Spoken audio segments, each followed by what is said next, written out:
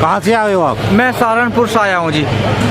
तो ये क्यों बैठे हो यहाँ पे? हम इसलिए बैठे हैं कि ये जो सरकार 3 कानून लाई है, ये इतने खतरनाक कानून है कि इससे एक और जहाँ किसान तो तबाह हो ही रहा, खेत में काम करने वाला खेत मजदूर भी तबाह हो रहा है। क्योंकि जब हमारी मंडियाँ ख़त्म हो जाएंगी तो ये जो निजी मंडियाँ आएंगी, ये कुछ साल तो जो किसानों का जो उत्पाद है जो आम मंडियों से ज़्यादा रेट पर लेंगे, लेकिन जब ये आम मंडियों से ज़्यादा रेट पर लेंगे तो कुछ दिनों के बाद जो हमारी सरकारी मंडियाँ हैं वो बर्बाद हो जाएंगी, और ये जो निजी मंडियाँ आएंगी फिर अपने मनमाने तरीके से रेट देंगी, और वो जो आज जो रेट चल रहा है उससे भी सस्ते दरों पर लेंगी।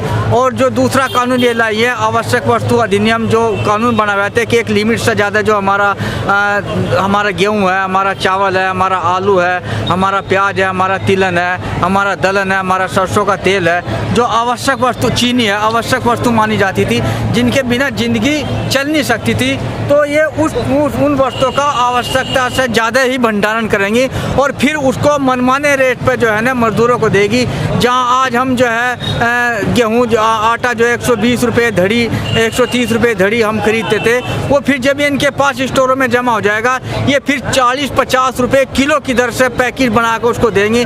तो जो रोज़ का मजदूरी का जो दिहाड़ी मजदूर है उसको खाना बड़ा मुश्किल हो जाएगा और देश में तबाही मच जाएगी। और तीसरा जो ये एमएसपी पर जो कानून बनाने की हमारे किसान संगठनों की जो बात है, जब एमएसपी लागू कर रही है सरकार तो उस पर गारंटी का कानून ये क्यों नहीं बनाने देती? ये इसलिए नहीं बना सकती कि इनके पीछे जो बड़े बड़े कारपोरेट घराने हैं, आज जो सस्ते दरों पर एमएसपी पे का 6% ही खरीद होती है, वो भी पंजाब हरियाणा पर खरीद होती है। और 2006 में तो बिहार की सरकार ने वो मंडियाँ ख़त्म कर दी, तो एक बहुत बड़ा किसानों का जो हिस्सा है वो एमएसपी पर नहीं बेच पाता। बिहार का जो हमारा किसान है बेचारा जाकर पंजाब में बेचता है। तो ये एमएसपी पर अगर कानून बना देंगे तो फिर इन पर एमएसपी पर ही खरीदना पड़ेगा।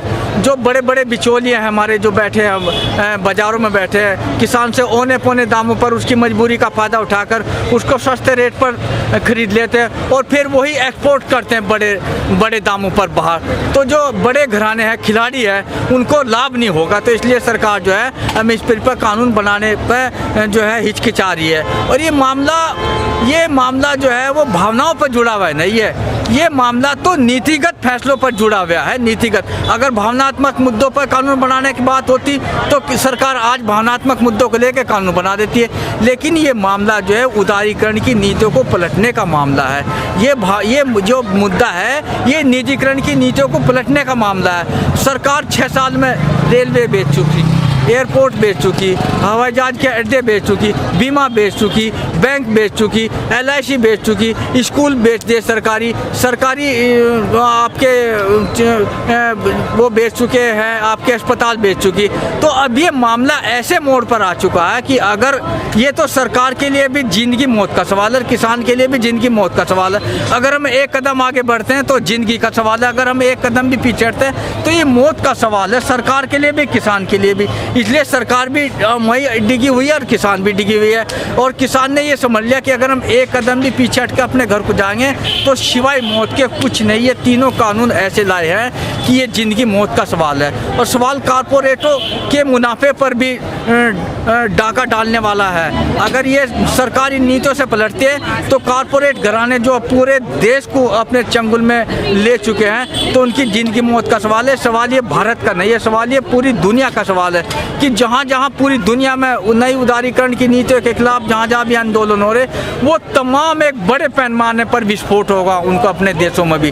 तो इसलिए हमारे देश का कारपोरेट घराना, हमारे देश की केंद्र सरकार, हमारे देश की राज्य की सरकारें इसलिए डर रहे हैं कि अगर हमने भारत में इन नीतियों पर कानून अपने वापस ले लिए तो ये सवाल भारत का नहीं है, पूरे दुनिया में निजीकरण के खिलाफ एक बहुत बड़ा अभियान चलेगा किसानों का। अगर किसान की जीत होगी तो बिजली का मजदूर भी आएगा, बिजली जो कानून ये लेकर आई है। फिर उसके बाद रेलवे में जो आज ये 150 ट्रेनें बेच चुके, फिर रेलवे का कर्मचारी भी आएगा वो निजीकरण के खिलाफ, फिर बैंक का कर्मचारी भी आएगा, फिर LIC के भी, फिर छात्र भी आएंगे। 2020 नई शिक्षा नीति लेकर आई है, फिर छात्र भी उस पर आंदोलन करेंगे, खेत मजदूर भी उस पर आंदोलन करेंगे कि जो मनरेगा का कानून बनाया उसमें तमाम जो बड़े ठेकेदारों को ये ला रहे हैं। तो मामला ये एक हिस्से से जुड़ा हुआ नहीं है, और ये तो बहुत दिनों में किसानों की, मजदूरों की, कर्मचारियों की, महिलाओं कि जो वर्किंग क्लास के लोग हैं उनकी एकता बनी है, जो बहुत अच्छी चीज़ है। अब ये पीछे हटने का तो सवाल नहीं है, न तो सरकार पीछे हटने को तैयार है, क्योंकि मामला ये सारा नीतियों से जुड़ा हुआ मामला, ये भावनात्मक मुद्दे तो है नहीं, ये तो नीतिगत मुद्दों से जुड़ा हुआ मामला। और न अब किसान ही पीछे हटने के लिए तैयार है, क्योंकि किसान पीछे हटने का मामला उसकी मौत है, आगे बढ़ना उसके लिए ज़िंदगी, पीछे हटना उसके लिए मौत का सवाल है। तो जो भी कुछ होगा, और ये 500 जन संगठनों का मामला है, और ये अब एक किसान का आंदोलन बल्कि तो जन आंदोलन बन चुका पूरे देश में, महिलाओं का, छात्रों का, नौजवानों का, कर्मचारियों का, ये खेत मजदूरों का, इसमें सारा मजदूर आ गया है सारा, चाहे वो खेती से जुड़ा मजदूर हो, चाहे वो असंगठित क्षेत्र का मजदूर हो।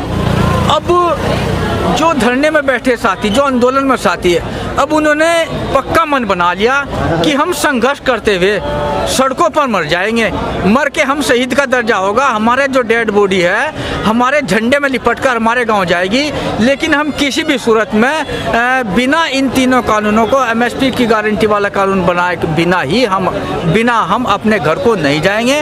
हम संघर्ष करते हुए सड़कों पर मर जाएंगे, लेकिन पीछे नहीं हटेंगे किसी भी सूरत में।